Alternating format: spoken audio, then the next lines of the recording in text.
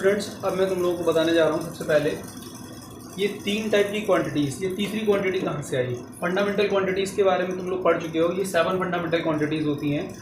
Derived quantities वो quantity होती है जिन क्वांटिटीज़ को हम फंडामेंटल क्वांटिटीज़ की मदद से डिराइव करते हैं, जैसे फोर्स, वर्क, ये डिराइव्ड क्वांटिटीज़ होती हैं। Now what is supplementary quantities? Supplementary quantities क्या होती हैं? ये दो है हमारी supplementary quantities, that is angle and solid angle. Supplementary quantities को इन दोनों से अलग क्यों रखा गया है? देखो, फंडामेंटल क्वांटिटीज़ की जो डायमेंशंस होती हैं वो डायमेंशंस फिक्स्ड होती हैं। जब जैसे मैंने बताया था, लेंथ की डायमेंशन L होती है, मास की डायमेंशन M होती है, टाइम की डायमेंशन T होती है, करंट की डायमेंशन A होती है, अमाउंट ऑफ सब्सटेंस की डायरेक्शन मोल होती है, ल्यूमिनस इंटेंसिटी की डायरेक्शन CD कैंडेला होती है, और टेम्परेचर की डायमेंशन K होती है। उसी तरीके से फंडामेंटल डायमेंशन की क्या होती है? फिक्स होती हैं। डिराइव्ड की कुछ ना कुछ डायमेंशंस आती हैं, वो in terms of fundamental dimensions आती हैं। जैसे फोर्स की डायमेंशन MLT-2, वर्क की डायमेंशन ML2T-2। लेकिन सप्लीमेंट्री क्वांटिटीज वो क्वांटिटीज होती हैं जिनकी डायमेंशन ही नहीं होती है। फॉर एग्जांपल, एंगल क्या है? जैसे कोई दो लाइनों के बीच के इंक्लिनेशन को हम एंगल कहते हैं। इसी दो लाइनों के बीच के इंक्लिनेशन को हम एंगल कहते हैं। तो अगर ये दोनों लाइनें किसी सर्कल की रेडियस हों तो इससे हम एंगल का मेजर आसानी से इस तरीके से निकाल सकते हैं कि एंगल बराबर आर्क, उन दोनों लाइनों के बीच जो आर्क आ रहा है उस आर्क की लेंथ अपॉन रेडियस, आर्क की लेंथ अपॉन रेडियस। अब देखो, आर्क की लेंथ नापोगे तो वो एक टाइप की लंबाई तो ही होगी, वो लंबाई की डायमेंशन हो गई L। उसी तरीके से रेडियस भी एक टाइप की लंबाई होगी, उसकी डायमेंशन हो गई L। L से L cancel, it is dimensionless. Angle की कोई डायमेंशन नहीं है, डायमेंशनलेस। इसी तरीके से सॉलिड एंगल के लिए हम निकालना चाहें तो सॉलिड एंगल निकाला जाता है 3 डायमेंशनल बॉडीज के लिए। अब 3 डायमेंशनल बॉडी बोर्ड पे नहीं बना सकते, इसके लिए ऐसे समझो कि जैसे 3 डायमेंशनल बॉडी है, एक बॉल, एक पूरी बॉल है, या एग्जांपल के लिए हम तरबूज ले लेते हैं, एक पूरा गोल तरबूज है। उस पूरे तरबूज में जैसे हम एक छुरी मारते हैं और छुरी को मार के गोल इस तरीके से घुमाते हैं तो एक कोन सा निकल के बाहर आता है। तो उस कोन का नीचे का जो बॉटम होता है वो कर्व्ड होता है, उस कर्व का कुछ ना कुछ सरफेस एरिया होगा। अगर किसी भी सरफेस एरिया को नापा जाता है तो वो सरफेस एरिया आता है मीटर स्क्वायर में, यानी कि सरफेस एरिया को हम मेजर करेंगे मीटर स्क्वायर में, और रेडियस वो लेंथ होती है, लेंथ यानी मीटर स्क्वायर में, यानी metre L square upon L square. ये भी कैंसिल, तो ये क्या आया? सॉलिड एंगल भी एक टाइप का डायमेंशन लेस क्वांटिटी है। इसीलिए ये दोनों क्वांटिटीज जो डायमेंशन लेस आएंगी उन्हें हम सप्लीमेंट्री क्वांटिटीज कहते हैं। यही दो क्वांटिटीज को ही सप्लीमेंट्री क्वांटिटीज में रखा गया है। अब हम देखते हैं variables and constant used in physics. Physics में वेरिएबल्स और कांस्टेंट्स कौन कौन से यूज होते हैं। सबसे पहले वेरिएबल्स और कांस्टेंट्स के बारे में पढ़ते हैं। 6th क्लास में तुम लोग ये चीज पढ़ के आए हो कि वेरिएबल क्या चीज होती है? समथिंग और some object whose value is continuously is changed। ऐसी कोई चीज जिसकी वैल्यू बार बार बदल रही है वो वेरिएबल है। कोई वैल्यू जिसकी वैल्यू बार बार बदल सकती है, कोई टर्म, कोई लेटर जिसकी वैल्यू बार बार बदल सकती है वो वेरिएबल है, और जिसकी वैल्यू फिक्स्ड रहेगी, किसी भी क्वेश्चन में बदलेगी नहीं, वो कांस्टेंट है। तो जैसे वेरिएबल में हम लोग कोई इक्वेशन लिखते हैं, जैसे x + 3y = 7। इस इक्वेशन में x की वैल्यू कुछ रखेंगे तो y की वैल्यू कुछ और आएगी।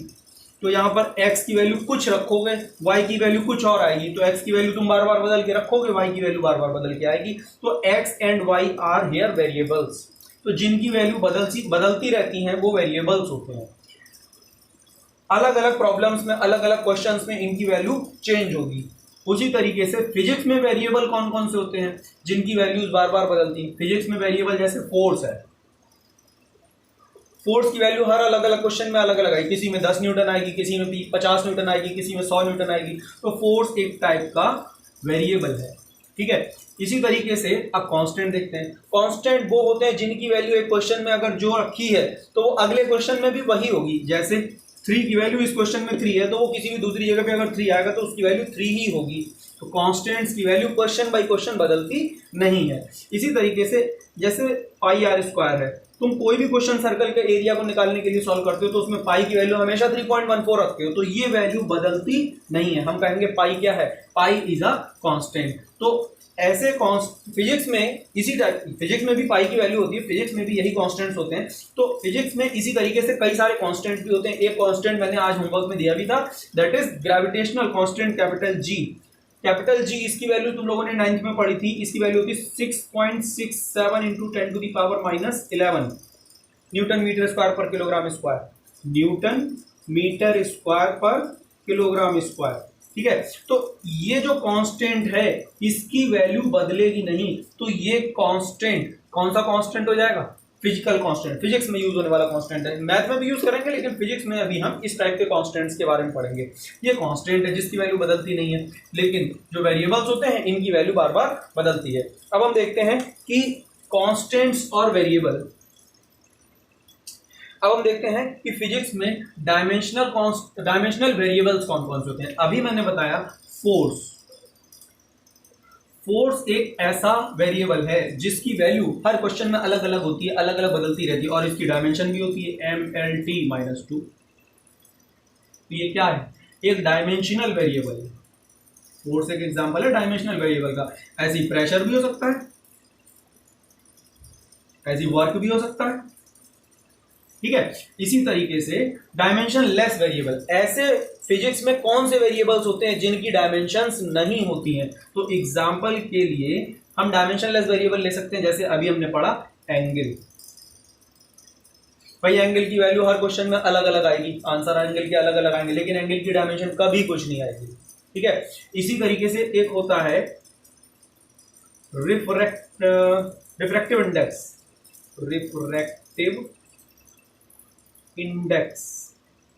रिफ्रैक्टिव इंडेक्स के बारे में तुम लोगों ने 10th में पढ़ा था। क्या होता है रिफ्रैक्टिव इंडेक्स? कि किसी भी मीडियम का refractive index sin i upon sin r के बराबर होता है। तो sin i upon sin r की वैल्यू जब कैलकुलेट करोगे तो ये दोनों डायमेंशन लेस आएगी। रिफ्रैक्टिव इंडेक्स डायमेंशन लेस होता है। इसी तरीके से रिलेटिव डेंसिटी, हर ऑब्जेक्ट की अलग अलग रिलेटिव डेंसिटी हो सकती है। और रिलेटिव डेंसिटी क्या होती है? डेंसिटी ऑफ सब्सटेंस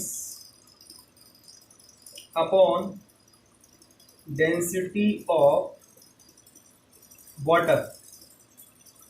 जब ऊपर भी डेंसिटी रखोगे और नीचे भी डेंसिटी रखोगे, दोनों की यूनिट्स कैंसिल हो जाएंगी, इसकी भी डायमेंशन कुछ नहीं आएगी। तो ये डायमेंशन लेस वेरिएबल में आएगा। ये सारे डायमेंशन लेस वेरिएबल हो गए। ठीक है, उसके बाद अगला आता है हमारा कांस्टेंट। फिजिक्स में भी कांस्टेंट्स होते हैं। कांस्टेंट्स की कई सारे कांस्टेंट्स ऐसे होते हैं जिनकी डायमेंशन फिक्स होती है, और कई सारे कांस्टेंट ऐसे होते हैं जिनकी डायमेंशन फिक्स नहीं होती है, जिनकी डायमेंशंस कुछ ना कुछ जरूर होती है। कई सारे कांस्टेंट्स ऐसे होते हैं जिनकी डायमेंशंस कुछ ना कुछ जरूर होती है, और कई सारे कांस्टेंट ऐसे होते हैं जिनकी डायमेंशंस नहीं होती है। जैसे पहले हम लिख रहे हैं डायमेंशनल कांस्टेंट। तो अभी मैंने ये लिखा था कैपिटल जी, इसकी डायमेंशन तुम लोगों ने निकाली थी। Capital G universal gravitational constant है, इसकी डायमेंशन होती है। इसी तरीके से कैपिटल जी की वैल्यू भी लिख देता हूं 6.67 इंटू 10 टू द पावर -11। ठीक है, इसी तरीके से डायमेंशनल कांस्टेंट का एक और एग्जांपल हम लेते हैं, Planck constant H 6.634 into 10 to the power -34। ठीक है, ये इनकी वैल्यूज हैं, और इनकी कुछ ना कुछ डायमेंशन भी होती है। इसकी डायमेंशन हम निकालेंगे, क्वेश्चंस बताऊंगा तभी उसमें डायमेंशन निकाल देंगे। उसके बाद डायमेंशन लेस कांस्टेंट कौन कौन से होते हैं? डायमेंशन लेस कांस्टेंट होते हैं जिनकी कोई भी डायमेंशन ना हो। जैसे डायमेंशन लेस कांस्टेंट में एक तो आ गया पाई, इसकी कोई डायमेंशन नहीं होती है। इसकी कभी भी इसकी वैल्यू 3.14 रखी है, 22/7 रखी है, लेकिन क्या कभी इसके पीछे यूनिट रखी है? जब यूनिट ही नहीं होती तो इसकी डायमेंशन भी नहीं होगी। याद रखो, जिसकी यूनिट होती है उसकी डायमेंशन होती है।